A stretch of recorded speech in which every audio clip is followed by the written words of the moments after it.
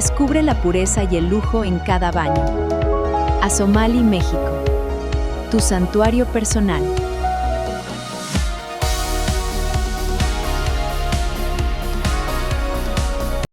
Muy bienvenidos una vez más a Descubre TV. El día de hoy estamos con alguien muy especial, un gran maestro, ¿verdad?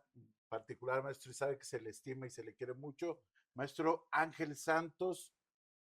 Su segundo apellido, no me acuerdo su segundo apellido, maestro, ¿me puede decir? Juárez. Juárez.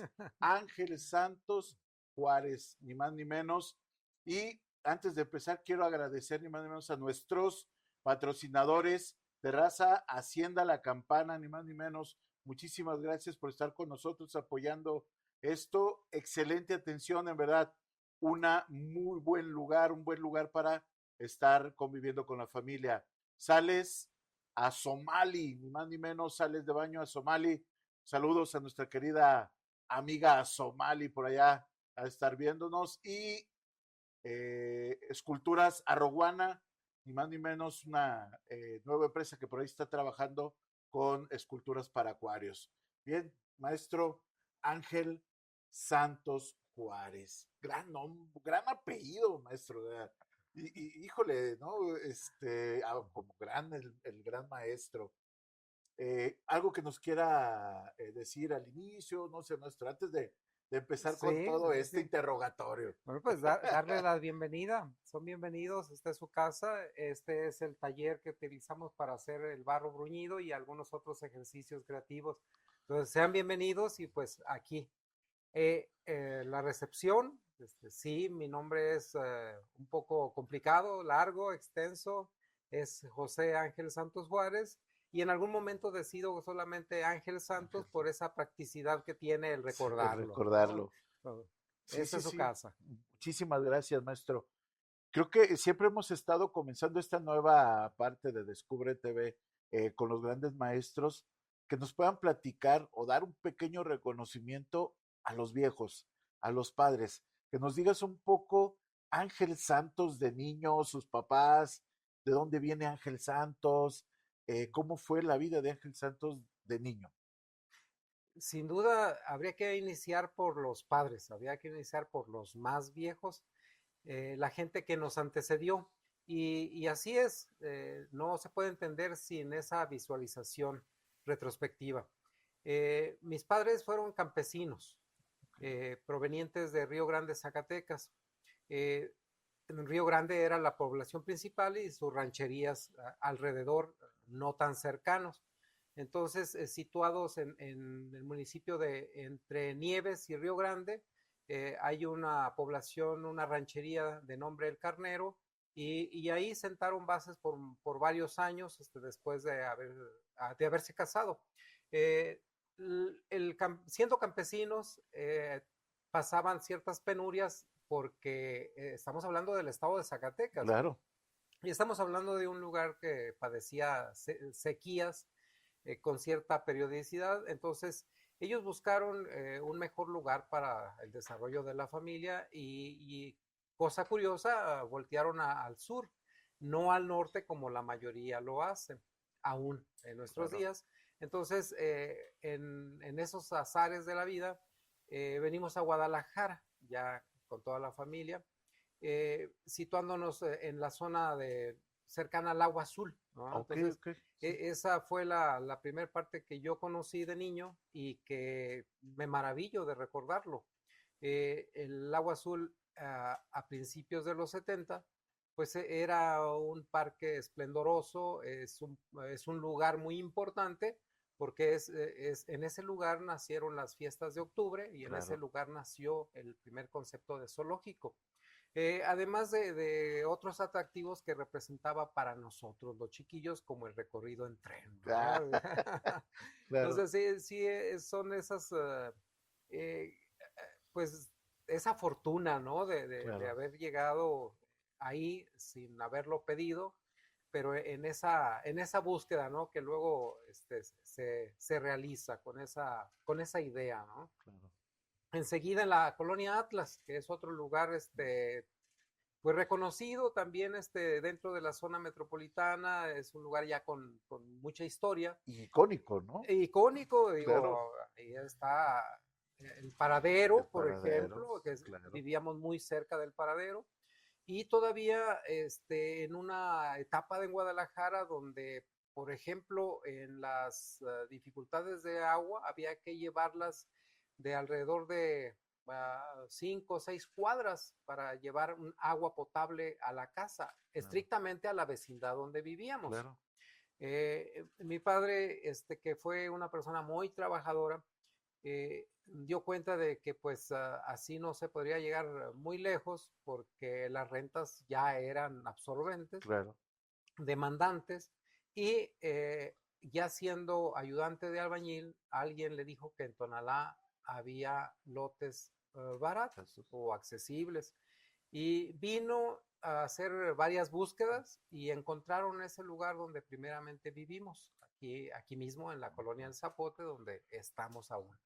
Donde están mis hermanos, donde está buena parte de la familia, ahora con sus respectivas familias cada uno, Claro. y bueno, donde tenemos este espacio de trabajo que aquí nació, Claro. que no pues, sería posible sin también todo ese repaso histórico de las generaciones que han sostenido, que han preservado el oficio y que lo han transmitido a algunos más que otros, pero que se ha transmitido, que ha llegado a permear esa parte de la sociedad que no nacimos aquí, pero que también venimos digamos, a aportar a esa, pues a esa serie de conocimientos Claro. y con la misma perspectiva, no con nunca con un afán de cambio, por mero capricho, sino en torno y respeto a la tradición Claro. de Tonalá. Pero sí con una evolución. Creo que esa es la. Hay una evolución. Claro. Sí. Podemos decir esa parte. Y la verdad, la gente que te conocemos y que a lo mejor no sabemos que no eres de Tonalá, por el amor que le tienes a la tradición, a la cerámica tonalteca, a la técnica del barro bruñido, no pensaríamos que no eres de Tonalá, la No, verdad. sin ánimo de armar un debate, Claro. yo creo que soy de Tonalá. Sí, O sea, justamente. el haber nacido o no haber nacido aquí, creo que es otro término. Claro. Sí, soy de Tonalá porque uno es donde te nace quedarte y donde a final de cuentas hay una serie de líneas que te sujetan a ello, y en el caso particular pues eh, todo ha sido el desarrollo de trabajo en relación y en base a esa serie de conocimientos, en esa serie de tradiciones que son netamente tonaltecas, ¿no? Claro. Netamente locales, yo digo que emblemáticas y endémicas. Emblemáticas porque esa es la imagen que seguimos dando, y esa es la imagen que sigue atrayendo todavía públicos, Claro. públicos simpatizantes y públicos expertos. Sí. Todavía vienen para conocer el trabajo de algún artesano, de Claro. alguna familia de artesanos, o lo más posible que tiene todavía el sector como un patrimonio vivo. ¿Sí?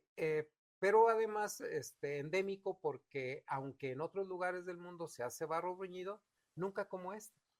Nunca como con todo ese amalgama reunido de estilos, de proyecciones estéticas, ¿no? Y herencias, ¿no? Como una herencia rica que ha aglutinado una serie de influencias desde la parte prehispánica, Claro. hasta la parte del múltiple mestizaje, porque no es meramente un mestizaje entre la parte indígena y la parte española, sino también hay una serie de recovecos de los cuales se ha hablado poco, que es la influencia árabe, el arte mudéjar o mudéjar, y la historia de la cerámica italiana en particular, de lo que poco se ha dicho. Sí, sí, sí. Ujú. Y que creo que es un conjunto, lo acabas de mencionar muy exacto, un conjunto de muchas técnicas, de muchas ideas y de muchas iconografías. Sí. Sí, porque yo recuerdo cuando estaba en la universidad, en algunos libros, algunas palomitas muy parecidas, justamente de la pintura italiana o de los mosaicos o del trabajo de la cerámica italiana, muy parecidas a las que se hacen aquí y se siguen haciendo en Tonalá. Sí, con algunas diferencias, pero sí estas ideas impresionantes. Y que muchos de los encargos venían de España hacia México, estas tinas que podemos ver en el Museo de... Ay, se me fue ahorita el nombre América, de América. Museo de Sí, América de en América, Madrid. en Madrid. Ujú, ujú. Excelentes piezas que han estado en España, o sea, de no hace 20 años, sino más de 200, 100 años, que han estado permaneciendo con ciertas características y pedimentos de lo europeo, pero hecho a la manera tonalteca. Creo que esa es la parte fundamental, ¿no? Ángel Santos, ¿cómo se encuentra con el barro? Porque lo dices, venía de ser campesino, llegas a una ciudad, ¿no? Una ciudad totalmente ya de una ciudad grande, grande, la segunda más grande de México en ese momento, y luego regresar al pueblito. ¿Cómo fue tu encuentro con la cerámica? Esa parte es interesante. Bueno, eran los años 70 y todavía casi en los 90 el ingeniero Flores Strider decía que Guadalajara era un pueblo Pues, bicicletero. Entonces, Guadalajara sí, una ciudad grande, próspera, que avanzaba rápido. Sin embargo, todavía era una ciudad cómoda, todavía una ciudad muy amigable, con pocos habitantes. claro, Entonces, eh, creo que era una ciudad muy cómoda. Y esto prácticamente barrio por barrio, sí, algunos un poquito más difíciles, pero era una ciudad pequeña, ¿no? En ese sentido. Y Tonalá, bueno, Tonalá era un pueblo, literal, claro, era un pueblo muy lejano. Entonces, recuerdo que ir a Guadalajara, pues podría llevarte mucho tiempo considerando la distancia, considerando el tipo de vehículos que nos movían en esa época. claro. Y hay cuestiones interesantes al respecto. Por ejemplo, que todavía nacían personas, todavía vivían personas que murieron años después, que nunca conocieron Guadalajara, Guadalajara, o sea, que mm, no había motivo para ir a Guadalajara, claro, vivían muy contentos, muy felices en Tonalá. claro, Entonces, había ese tipo de ejemplos, que no era la totalidad, desde luego, pero había casos. Se vivía como en un pueblo y creo que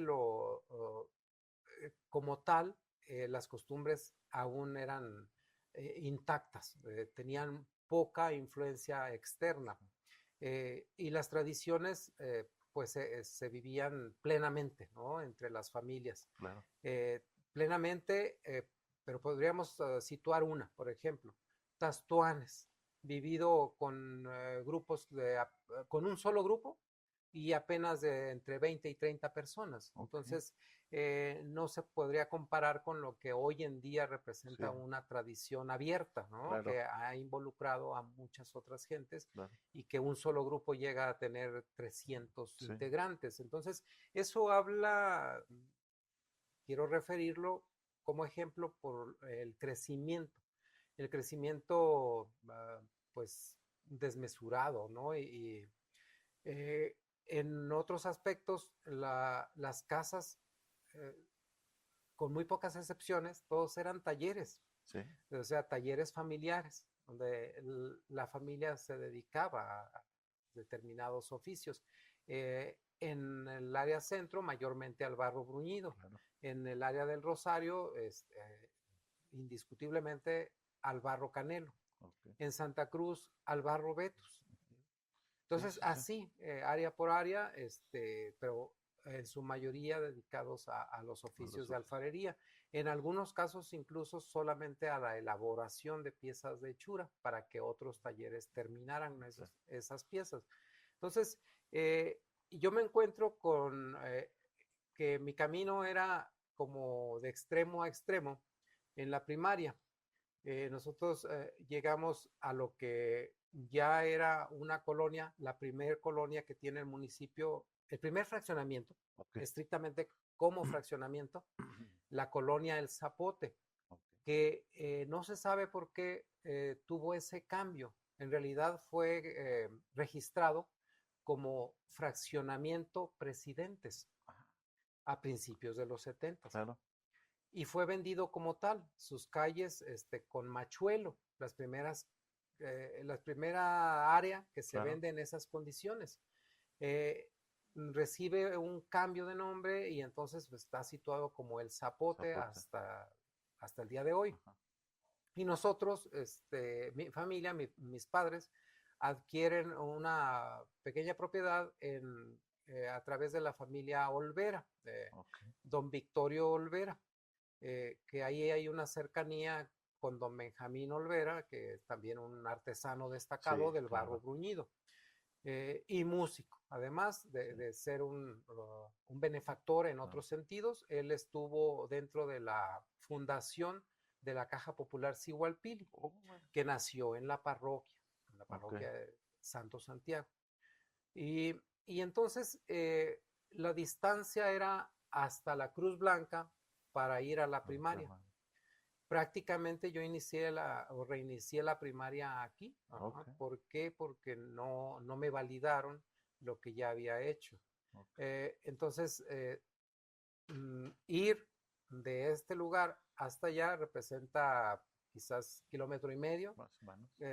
Y en el camino había no uno, había muchos talleres que algunos se mostraban hasta la calle. Es decir, en la calle es donde estaba el barro secándose, donde estaban las piezas que había que posteriormente bañar, ¿no? Para trabajarlas. Y entre esos talleres había uno que era del maestro Amado Galván Rodríguez. O sea, claro que uno se da cuenta años después, ¿verdad? Digo, está uno chiquillo y no sabe uno la importancia, ¿no? que tiene. Pero ese fue mi camino hacia la escuela primaria de la Cruz Blanca Lázaro Cárdenas del Río. Y pues ahí con varios de mis compañeros eran artesanos. Varios de mis compañeros en la primaria ya eran pintores. Sí, ya eran pintores. Sí, claro, porque habían nacido en la familia y pues ellos ya tenían el oficio como tal. Entonces resulta que dibujaban y dibujaban muy bien esas palomas, esos pájaros, esas flores, esos ramos. Los dibujaban en su cuaderno y lo dibujaban perfectamente bien. Entonces, para mí eso era motivo de admiración. Yo siempre los admiré. Y bueno, el hecho de que trabajaran siendo niños, pues no era un motivo de admiración porque nosotros lo hacíamos, porque para nosotros también era una necesidad. Como familia migrante, pues era una mayor necesidad de hacerlo y yo ya había trabajado. Entonces, en algún momento, mi padre lo llaman en la familia de Mario Silva porque estaba creciendo el taller y estaba en su apogeo. Además de ser reconocido por el barro bruñido que hacían desde su padre, don Leno, también estaba involucrado en los trabajos relacionados a la parroquia y muy particularmente en la construcción de la capilla del Cerrito. Entonces, yo viví esas etapas como algo bastante afortunado. O sea, yo sigo pensando que soy muy afortunado porque a nosotros el patrón, Mario Silva, en esa primera etapa, nos llevaban los Sanlunes, nos llevaban a las 7 Cascadas. Los lunes no se trabajaba en Tonalá, no. Era San Lunes, y nos llevaban, allá comíamos, allá nos bañábamos, allá jugábamos y regresábamos con las pilas cargadas para el día siguiente. Claro, ¿no? claro. Pero en esa construcción en particular de la capilla del Cerrito, dedicada a la Virgen de Guadalupe, Ajá. pues nos tocó ver el desarrollo de la obra, porque igualmente nos llevaban en la pancha, que era la camioneta que tenían, Okay. y ahí cargaban los tambos de agua para la construcción, Okay. y ahí llegaban a cargar otros materiales también para que la obra no se retrasara. Sí, entonces, imagínate, en el 91, mi esposa y yo nos casamos ahí, o sea, yo no podría decir que no soy de aquí, ¿verdad? O sea, sería Claro. pecaminoso, Sí, ¿no? sí, claro. Entonces le tocó ver la ermita, la pequeñita, antes de que estuviera, bueno, lo que ahorita conocemos el No, templo, porque hay no. fotografías, yo bien, he visto algunas fotografías, es una Ajá. ermita Sí, pequeñísima sí. ahí, que también digo, era un atractivo muy bonito y esa nostalgia, pero ver el Ajá, sí, templo sí. es padrísimo, ¿no? Sí, el templo El templo actual, la es capilla actual que conocemos, eso es lo que yo vi en construcción. construcción.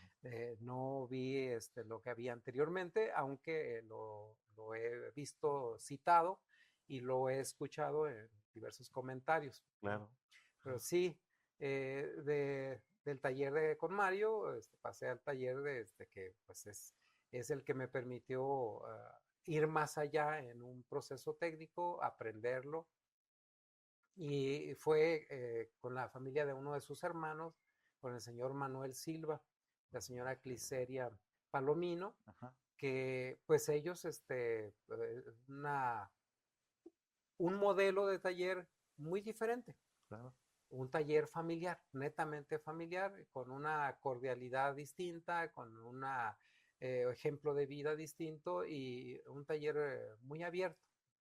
Un taller donde coincidentemente los hijos de los propietarios, creo que el término de patrón pues no encaja, no embona con esas circunstancias y con ese trato, porque fue, pues yo diría que fue una familia, o fuimos una familia como tal, porque así nos lo permitían, ¿verdad? Claro. Y con ellos se hizo el desarrollo del trabajo, del aprendizaje, ¿no? Claro.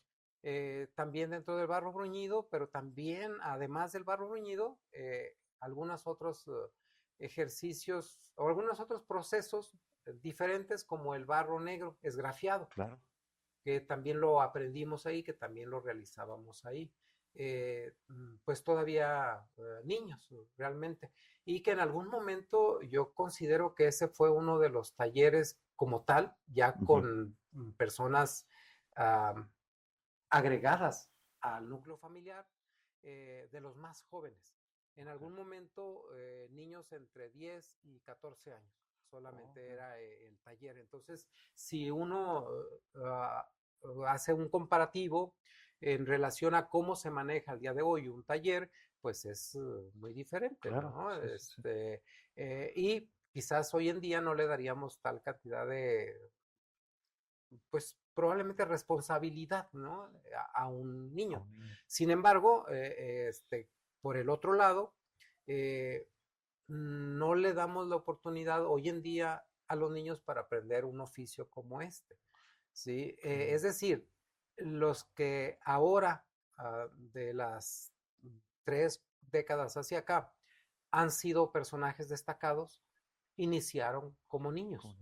Sí, claro. Y hoy en día que hay una reprobación a que los niños inicien en un oficio a temprana edad, pues no sé qué va a pasar en las próximas décadas, ¿verdad? Habría que analizarlo, ¿no? Sí. Pero por lo pronto, eso es parte del recuerdo, ¿no? Que me viene en relación a esa etapa y a pues esos privilegios que yo tuve. Claro, y lo comentabas muy acertadamente. la responsabilidad. Y hoy en día no hay esa responsabilidad con muchos de los niños, no se les enseña esa responsabilidad de tú eres el responsable de hacer esta tarea, porque eran por tareas, ¿no? Platicaba mis abuelos y he platicado con varias gente, esa es tu tarea. Y no era la tarea de la casa, no.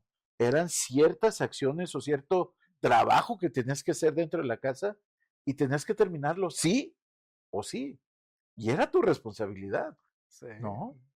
Y cómo esa parte sí va formando a las personas, sí fue formando a muchísima gente y lo comentas, y no me refiero no solo a la parte técnica, sino a la parte de responsabilidad de seres humanos con la misma comunidad. Porque lo hemos estado platicando detrás de cámaras antes de empezar el programa, es un poquito sobre la historia de Ángel. Estos trabajo para la comunidad sin el beneficio de estar frente a un partido político o a alguna asociación, no, es el amor de la comunidad por la comunidad, para que esto vaya creciendo, ¿no? Para que esto podamos vivir de una forma mucho más amena en este sentido, esta responsabilidad como, caray, algo está pasando en nuestra sociedad y poder pensar y ir más allá de el simple buenos días y yo me meto a mi casita y nadie me moleste y yo no los molesto, ¿no? Y poder convivir como comunidad. Esa parte, digo, creo que es lo que empiezan a formar estos tallercitos. Y qué padre, ¿no, Ángel? Escuchar esta parte. Y ahí entonces con el maestro Silva empiezas ya a la pintura o migras a otro taller. No, ahí inicié Iniciaste. con el alisado, como lo había hecho anteriormente en el primer taller, y con la pintura, con el bruñido incluso, Claro. también. Sí, sí, sí. Cuando era necesario, había que hacer otra parte del proceso. Claro. De ahí es donde proviene esa idea que tenemos actualmente en el taller, que somos elementos comodines. Claro. Es decir, lo ideal es que conozcamos cada uno de nosotros todo el proceso. Quizás hay una parte donde tienes mejores habilidades, tienes incluso el gusto por hacer determinada parte del proceso, pero conoces todo el proceso y de tal manera que si el compromiso, el proyecto de trabajo lo requiere, nos vamos hacia esa parte. Y eso, realmente esa es una de las mayores fortalezas que tiene este taller. Cuando se requiere cierto reacomodo, ajuste, entonces cambiamos de silla, cambiamos de herramientas y nos ponemos puntualmente a sacar adelante dicho tema. Claro. Sí. Después de eso, bueno, hemos platicado que llegas a la Escuela de Artes Plásticas. ¿Por qué? Mucho más adelante. Sí, sí. Sí. Entonces, antes de eso, ¿qué pasa con Ángel Santos? Muchas cosas. Hay una formación en el taller del maestro Manuel Silva y la señora Cliseria. Pues es una familia que yo adopto o ellos me aceptan, no sé, pero que es, considero yo una de mis segundas familias o mi segunda familia. En determinado momento, no solamente yo, sino otros compañeros, estamos desayunando juntos, comiendo juntos y hasta cenando juntos, ¿no? Y yo creo que ahí, además del oficio, yo recibo una formación como tonalteca. Claro. Es decir, yo ahí conozco de la alimentación de una familia tonalteca, Okay. ¿sí? Desde su alimentación, su comida, ¿no? Todo muy tradicional, ese arroz endulzado con piloncillo, esa carne seca, cocinada, delicioso todo.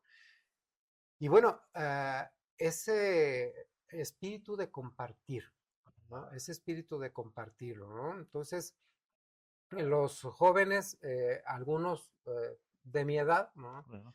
Con quienes afortunadamente se mantiene una relación todavía amistosa, de buena amistad, y que la única persona que tiene un taller que da continuidad a eso, pues creo ser yo.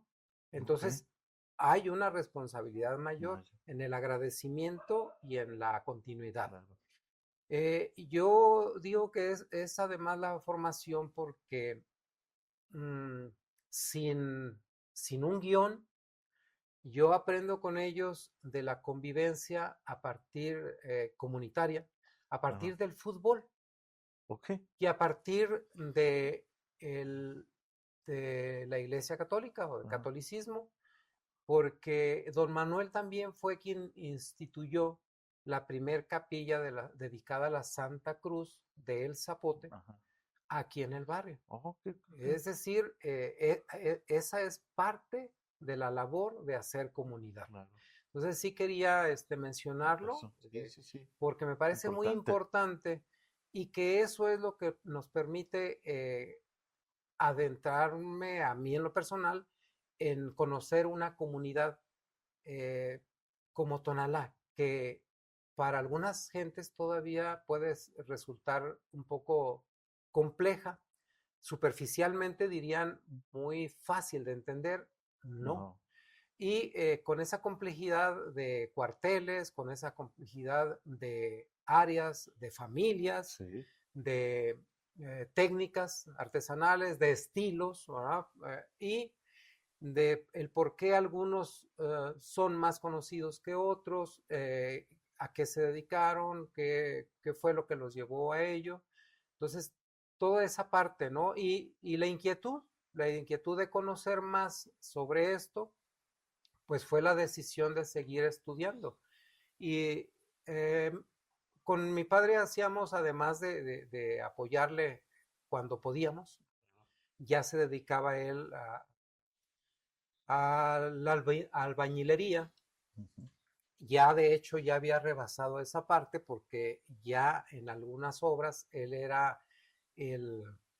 mm, hay otro término después de albañil, que él era contratista. Ah, ok, Sí, él era ok. contratista de obra y yo le admiro mucho su proceso porque de ser campesino a pasar a ser el mil usos como migrante, Claro. pasó a ser ayudante de albañil, ese medio cuchara después, ¿no? Que Sí, ya es como el aprendiz, sí. y después ser albañil y pasar a ser contratista, bueno, con una mínima formación, realmente con una, podríamos decir, una nula formación escolar, Claro. pero aprendió a entender los planos de los arquitectos. Oh, Entonces, yo digo, eso es una virtud, ¿no? claro. Que tienen ciertas gentes y esa valoración de la vida, ese ánimo de salir adelante. Bueno, nosotros seguíamos haciendo nuestra luchita en esos tiempos, apoyando a la economía familiar. Entonces, en ratos mi madre seguía haciendo comercio, ¿no? Claro. Llegó a tener una tienda, vendía frutas, vendía conforme se podía. Y nosotros ayudábamos en las tardes, noches a envolver dulces. Oh, Y en una sesión de esas, mi padre, que no hablaba mucho, ¿no? Que menos en el interior de la familia, eh, nos, nos dijo, si alguien quiere estudiar, será por su cuenta, porque no tenemos los ok. recursos Ajá. para apoyarlos. Ok. Pero si alguien quiere estudiar, pues así como que ponga el empeño, que era su palabra, Claro, y pues adelante, ¿no? En lo que sea posible, claro. pues, veremos cómo, ¿no? Eso, el barro bruñido, con la familia Silva Palomino, me permitió estudiar desde la secundaria. O sea, Oh, la primaria no demandaba tanto, ¿no? claro. pero yo ya trabajaba y Claro. ya servía de algo lo que ganaba. La secundaria yo la cubrí y el estudio en la universidad también a través de ese oficio, sin pretender decir que yo lo hice solo. O sea, el respaldo de mi familia siempre estuvo ahí. Claro. El respaldo de mis amigos, el respaldo de esta familia que fue siempre muy generosa, porque siempre el pretender más, hay determinados descuidos que uno hace. Entonces creo que sin ese respaldo, a veces donde uno se apoya, y a veces la gente que te apoya te ofrece su apoyo, puede ser un poco distinto, pero se da. Claro. Invariablemente se da. Dice que un bebé solo no podría subsistir, un niño solo no podría subsistir. Entonces, estamos respaldados por esos núcleos, ¿no? De familia, el entorno y la sociedad en general. De tal manera que, pues, si yo estuve en una universidad como la Universidad de Guadalajara, pues claro que también hay esa melena que no tengo, ¿verdad? Visualmente, pero sí, esa camiseta de los leones negros. Los ¿no? negros. Sí. Y qué padre este respaldo, volvemos a esta idea de comunidad, ¿no? Que sigue Ángel por bastante tiempo, lo veo, No Soy Solo, es una comunidad completa que está apoyando al trabajo de una persona, ¿no? Y que yo creo que no era no solamente Ángel, se hacía a todos tus hermanos, a todos los que trabajan en el taller, ese cariño por el de ánimo, o sea, sí se puede, ¿no? Sí, la labor de equipo. Claro. O sea, provenimos de una colectividad, mayormente si somos artesanos tradicionales, en una comunidad además que no es donde naciste, que es mi caso. Bueno, eso conlleva también esa valoración, ¿no? Sí, yo menciono que las oportunidades que yo tuve para salir de la comunidad, del municipio, del estado y del país, se generaron a partir del oficio. Claro. Entonces, cuando yo llegué allá, a cualquiera de estos puntos, pues yo no podía decir yo soy Ángel Santos. Claro. Hay que hablar siempre por la comunidad, porque esa es a la que representamos. Claro. Sí, entonces siempre que hay oportunidad, pues yo lo aprovecho y creo que me repito en ello, de agradecerle a esta familia y agradecerle a la comunidad de Tonalá. O sea, ¿por qué? Porque es una riqueza. Sí. Este patrimonio cultural que se tiene aquí es una riqueza, o sea, casi indescriptible. O sea, muy vasta en el sentido extenso, ¿no? Una riqueza que quizás no terminamos de valorar, ¿no? Quizás no terminamos de conocer incluso, ¿no? Pero esa riqueza que ha sido útil para el desarrollo de una comunidad. No solamente en lo económico, o sea, la parte numeraria es una. Sí. Pero hay todo un badaje entre lo cultural y la parte social, en el sentido de la riqueza cultural que de ella emana. Sí, justamente. Entonces, no es tan simple, ¿no? No es tan simple. Y está el todo. Está desde esa gastronomía de la que desearía hablar más, está todo ese patrimonio de festividades, ¿no? Que casi uno por día, ¿verdad? Sí, claro. Y está esa serie de,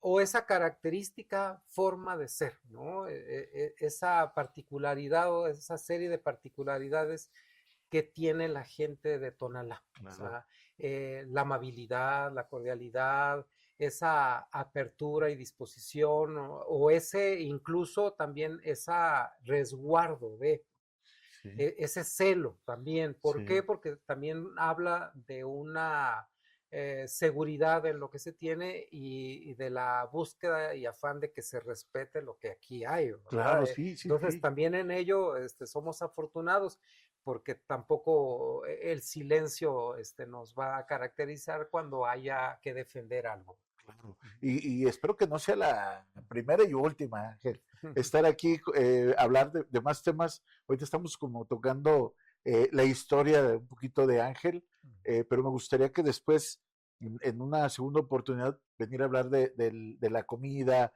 venir a hablar hasta de la misma técnica, que pudieras mostrarnos la técnica para que la gente pudiera ver estos procesos, porque a veces desconocen lo que es el barro bruñido, la artesanía de Tonalá, que es tan eh, maravillosa en cada uno de sus procesos.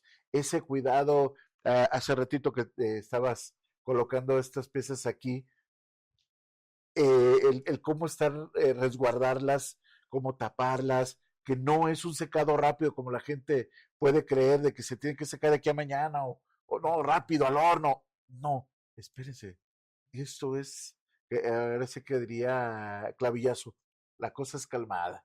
La cosa es calmada y es una introspección también en la misma persona de cada uno de los procesos. Y vas dejando ese pedacito de corazón y alma, esencia de una comunidad que está aquí, ¿no? Y que lo representa.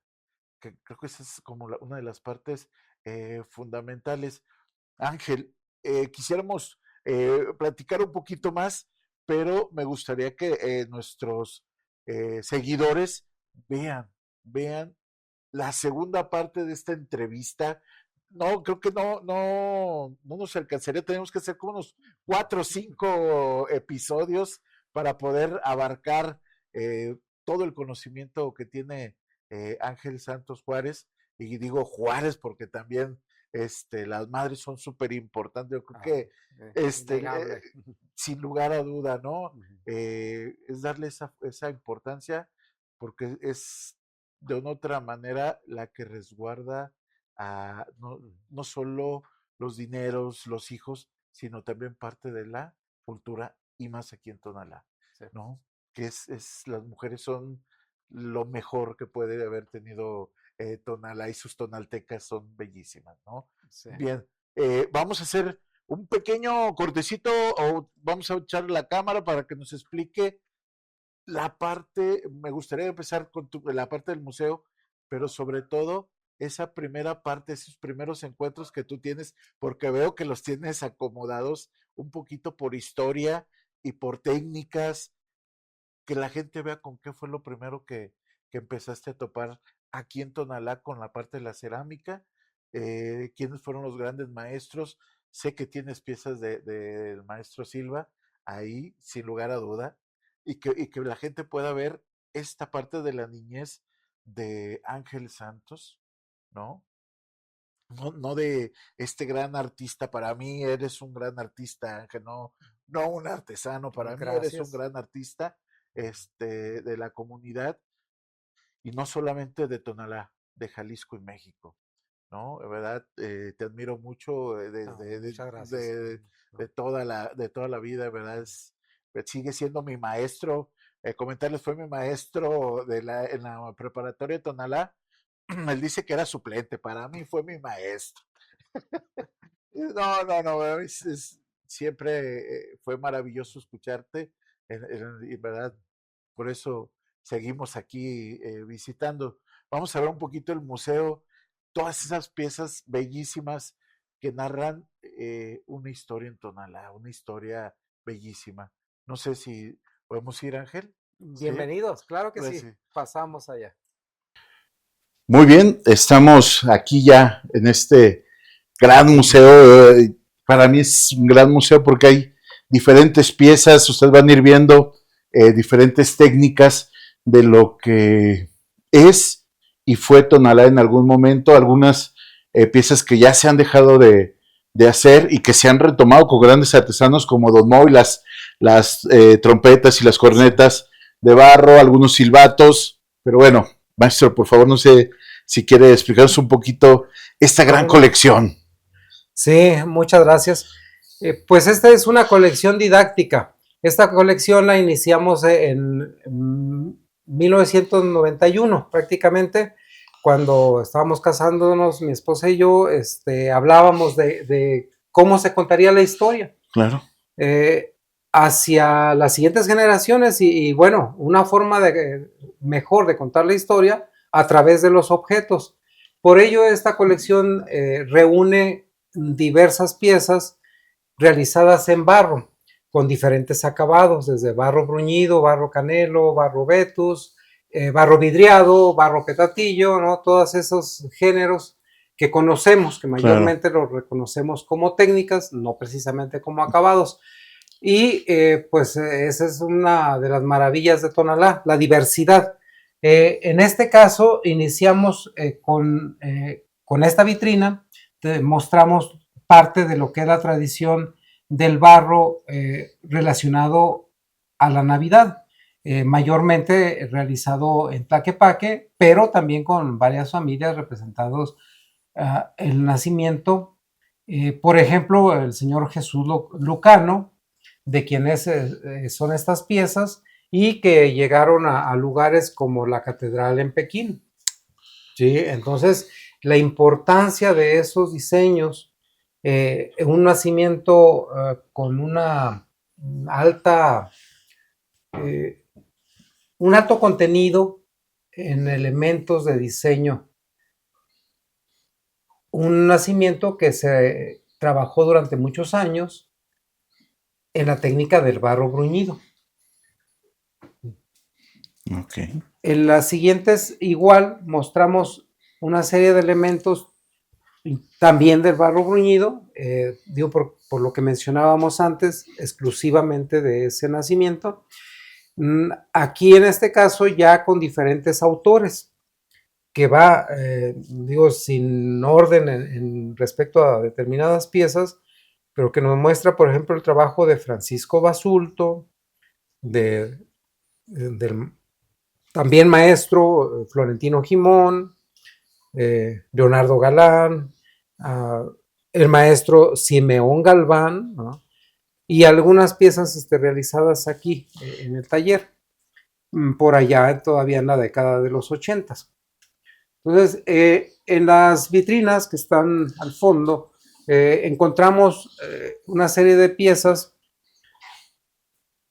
que son desde complementarias a la temática de estas mismas, elementos navideños, piezas cotidianas de producción, como las figuras denominadas estándar o figuras medias de algunas aves, palomas, torcasas, patos, ¿no? Y algunos otros elementos, ¿no? Algunas piezas por ahí sueltas. Y en los muebles que tienen vidrio del otro lado están las piezas que fueron utilitarias. Loza de uso corriente, que se denominaba loza de fuego, porque eran piezas que podían utilizarse directamente en la hoguera, en el fogón, y que eran de uso, ya sea para el agua, para el atole, mayormente piezas vidriadas, ¿no? Entonces, aunque hay un orden determinado en la colección, sigue habiendo piezas que no terminan por ser parte de un conjunto, quizás falta esa clasificación precisa. Los recorridos que hacemos los hacemos en varios segmentos y de acuerdo también en relación al interés que puedan tener las personas que nos visitan.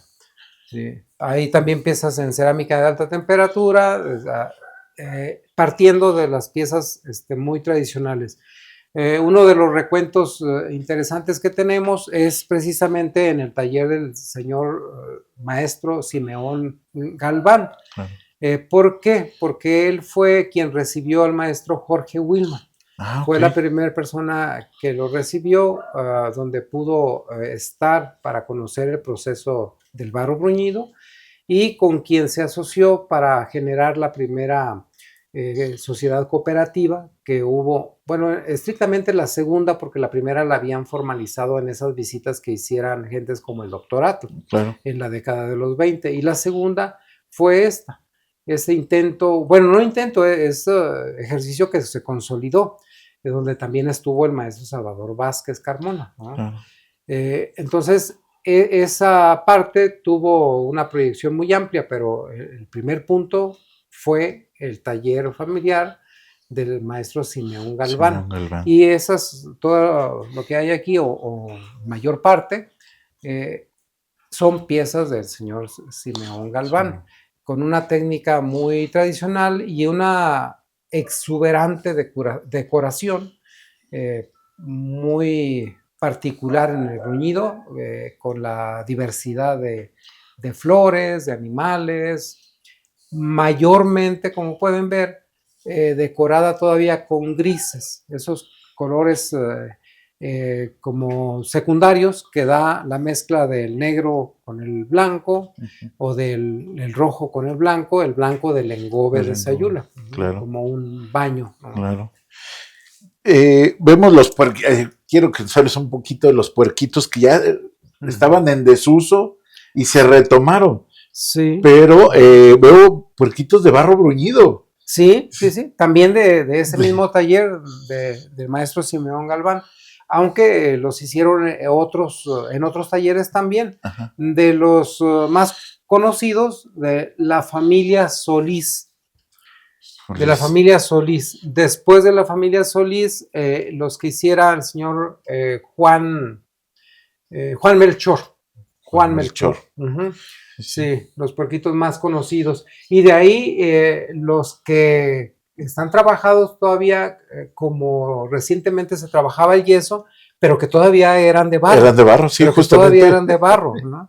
Sí. Entonces esa es la primera parte. Sí. Y los de barro negro, que es un terminado mayormente hechos en Santa Cruz. Santa Cruz. Sí. Perfecto. El barro Vetus. El barro Vetus, eminentemente de Santa Cruz de las Huertas, que tuvo esa efervescencia que nacieron con el maestro Candelario Medrano y también con don Julián Acero. Ahí nace, podríamos decir, esta técnica aquí en Tonalá. Sí. Que son juguetes surrealistas, porque son juguetes o fueron concebidos como eso, como juguetes. Sí. En su momento era para que jugaran los niños. Entonces, qué padre haber sido jugar con estos juguetes que, bueno, vemos todo un rollo o una idea surrealista, los demonios, las personas paseando en bicicleta, los gallos, los bellísimos gallos, que son formidables, las piezas con rostros humanoides, padrísimo, y vemos acá otra parte también, ¿no? de lo que es el barro Vetus, los nahuales, estos animales un poco zoomorfos de diferentes estructuras. Lo particular, fascinado con esta parte, porque son grandes escultores. En lo particular, para mí, esta área del barro Vetus en México es de grandes escultores, ¿no? Y sobre todo en Tonalá. En Santa Cruz hay una espontaneidad creativa fascinante. Hay piezas que realizaban esos talleres que tenían la capacidad de hacerla en repetidas ocasiones.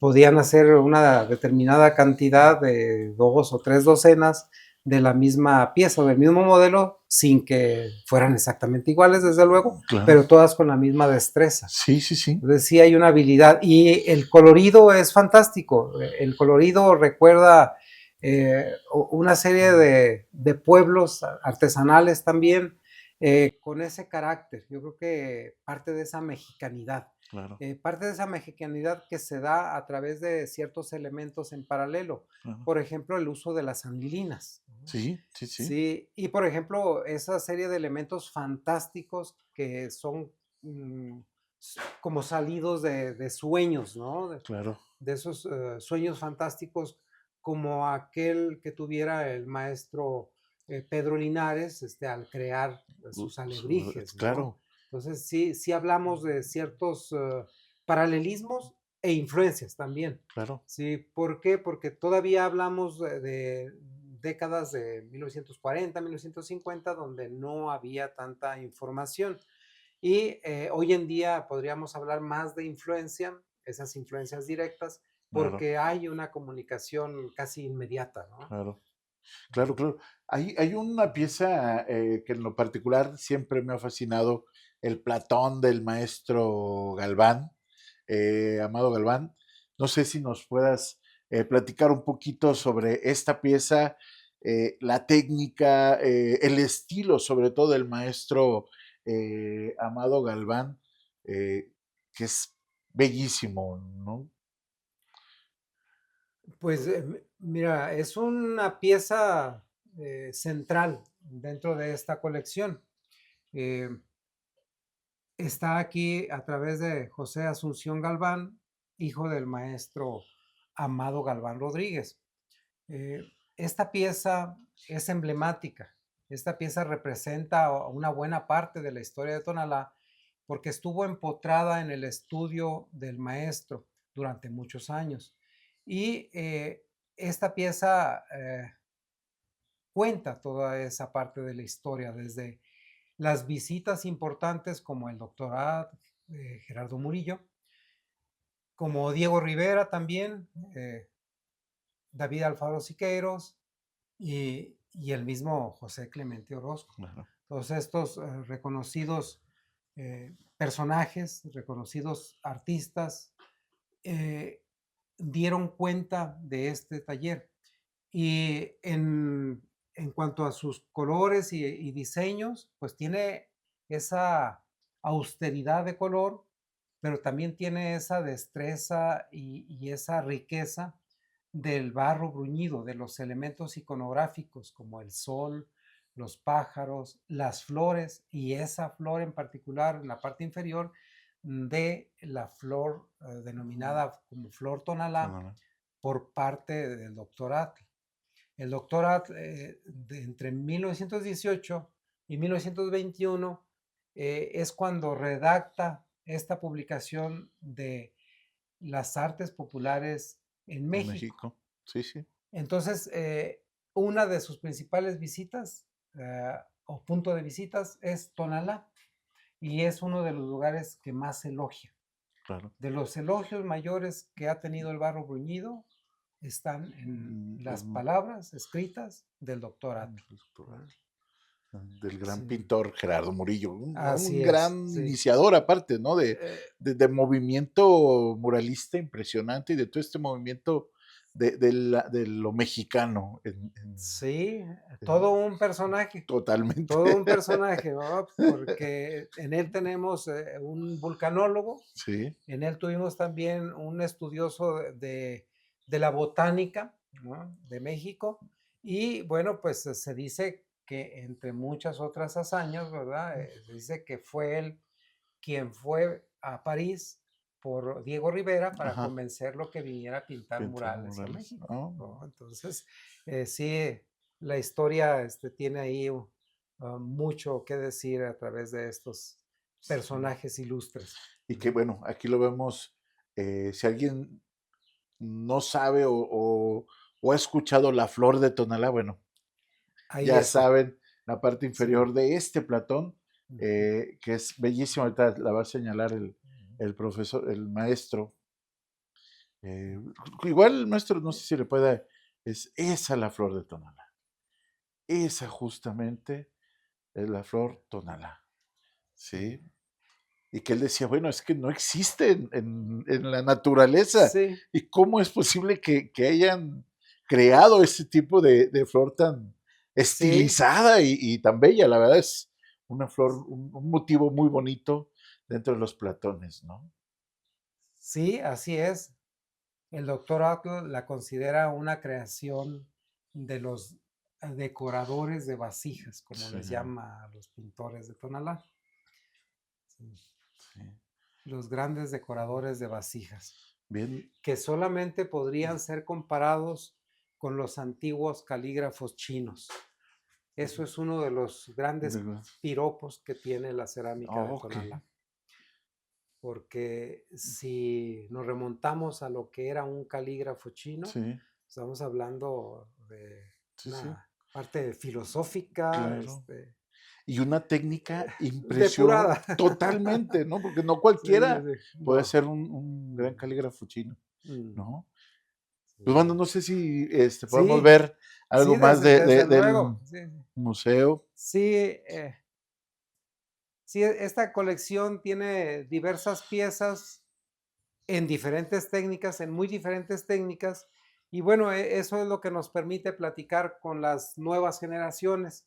Recibimos a jóvenes de escuelas, prácticamente desde el kinder, primaria, y así sucesivamente hasta jóvenes que estudian ya una carrera profesional o que ya la terminaron y están haciendo su tesis, Claro. que también hemos apoyado, tratado de apoyar algunos de ellos. Sí, me gustaría recalcar un poquito, me Por permite, favor, maestro, con adelante. mucho cuidado. Quiero que vean, esto era lo que era una trompeta, una corneta, pero vean esta parte, bellísima. La idea de como una serpiente es bellísima, es totalmente. Y esto era con lo que se entretenían o nos entreteníamos. Bueno, a mí no todavía me tocó verlas en Tonalá, pero nunca me compraron una porque éramos bien latosos. Lo que sí llegaron a comprarme y ahorita lo vi y con mucho Podrías tocarla. cariño vi estos silbatos. Estos eran, yo creo que mi mamá dijo, nos compró, el primer silbato que nos compró fue uno parecido a estos, Sí, padrísimo. Y yo dijo, yo no recuerdo dónde quedó, yo creo que ya no lo puedes, escondió. puedes soplar. Voy a... Todo el día andábamos así, todo el día, entonces yo creo que ya Carmen a ese con su pito, diría la famosísimo Pito Pérez, ¿no? Ya, pito para allá, pito para acá. Y esta parte es de las cosas que lúdicas que tenía nuestra comunidad. Yo creo que por eso eran tan creativos en tantas cosas, Sí, ¿no? En la decoración, en la formación de la parte escultórica de lo que es Tonalá, porque las vasijas sí ha habido una pequeña evolución, pero se sigue manteniendo las mismas estructuras y las mismas formas. Y esa parte también es muy bello por el celo de Pei. No, no, no. Estas son las calabazas, las formas redonditas, las estiradas, los botellones que tienen que ser, pueden haber sido de cualquier forma o evolucionado de cualquier forma, pero siguen siendo estas formas esféricas, ¿no? Del botellón tan característico y tan bello al verlo en una mesa, ¿no? Los colores que son no tan coloridos, pero sí muy, los decorados totalmente exquisitos, ¿no? En el barro, por ejemplo, en el barro también Canelo, que es otra de las eh, técnicas bellísimas que tiene nuestro municipio. Maestro, veo acá algo más de alta temperatura, algo ya más de una cuestión moderna ya de lo que es Tonalá, pero usando todavía técnicas de decoración de nuestro Tonalá, de nuestro Tonalá no tan antiguo, ¿no? ah, sí, Porque todavía tenemos gente que trabaja esta parte de la decoración. No sé si nos puedas explicar un poquito qué es lo que tenemos aquí que está viendo nuestro camarógrafo, floor manager e ingeniero y sobre todo, queridísimo productor Miguel Ordóñez, que hoy se vino con la camiseta bien puesta de Nefort. No sé, maestro. Sí, en el caso de la cerámica en alta temperatura, pues es una de las técnicas más recientes. Es una técnica que trajeran conjuntamente Ken Edwards y Jorge Wilmot en una alianza estratégica muy interesante, mucho antes de que conociéramos estos términos, ¿no? Claro, Ellos se unen, cada quien con sus propias experiencias, para hacer los primeros hornos para la quema de cerámica en esa temperatura, cono 9 o cono 10, alrededor de 1280 grados centígrados, y que encontraban ciertas dificultades técnicas para ejercerlo. ¿Cuáles eran esas dificultades? Bueno, que la electricidad era muy baja y claro, no llegaba hasta ciertos puntos, entonces era uno de los problemas.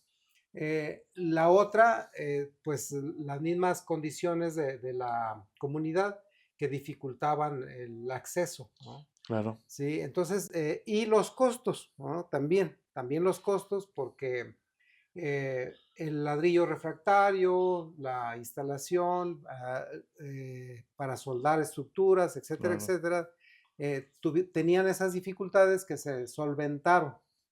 Y la otra, la parte experimental, es la claro, parte de pruebas. Es decir, claro, si bien ellos podían acceder a determinadas fórmulas,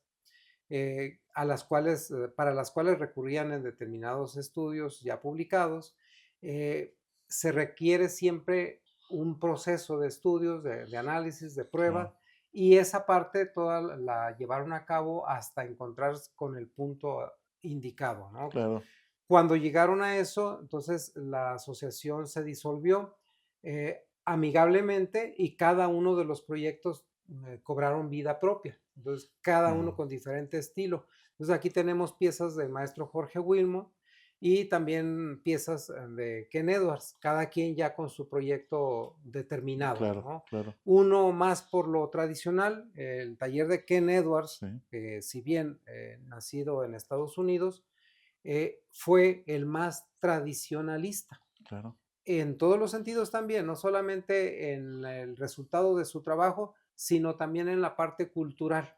claro, Era más mexicanizado, ¿no? sí, Le gustaba tomar tequila con limón y sal. Y él se quedó en esa parte tradicional, particularmente de los decorados y de las formas de las piezas, aunque hay también una evolución.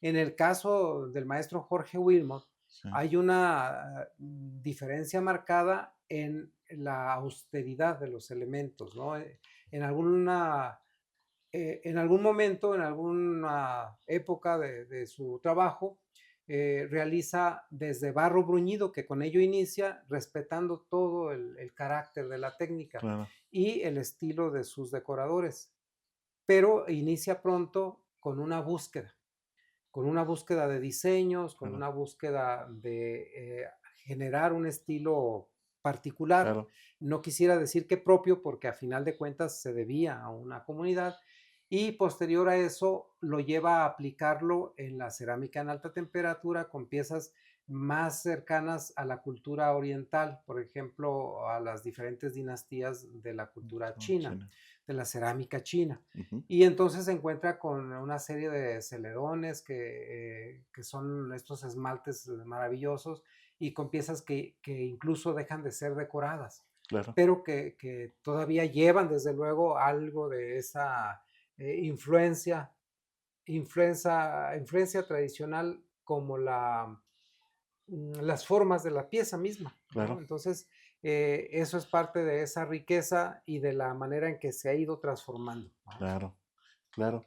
Pues, maestro, vamos con esto por el día de hoy Ujú. a concluir. En verdad fue muy amena esta plática eh, y de mucho conocimiento de lo que es el gran maestro José Ángel Santos Juárez. No sé si nos quieras decir tus redes sociales, por favor, dónde te Sí. encontramos, Facebook, Instagram. Ujú. Sí, estamos como Ángel Santos Tonalá en Facebook y Ángel Santos An en Instagram.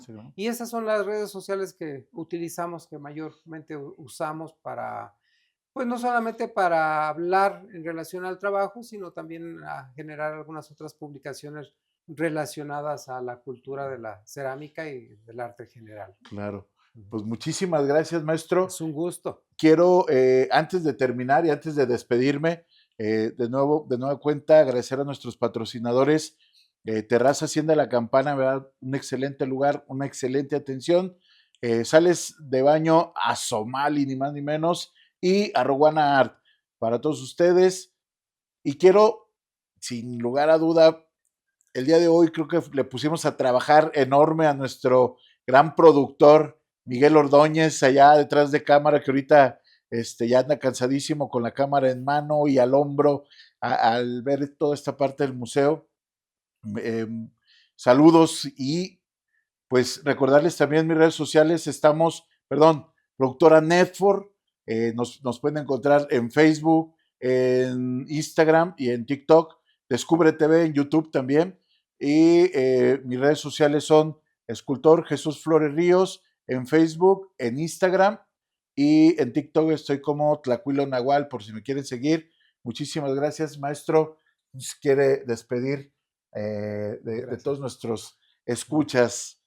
Sí, pues muchas gracias por su visita. Esperamos que sea la primera de algunas otras y pues bienvenidos. Esta es su casa. Este es un taller a puertas abiertas y de igual manera así lo recibimos también. Bienvenidos.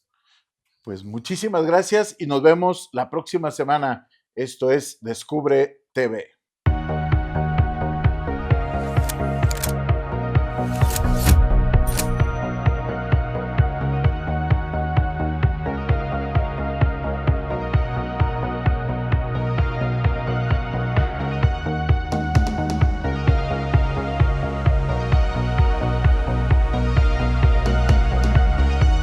Descubre la pureza y el lujo en cada baño.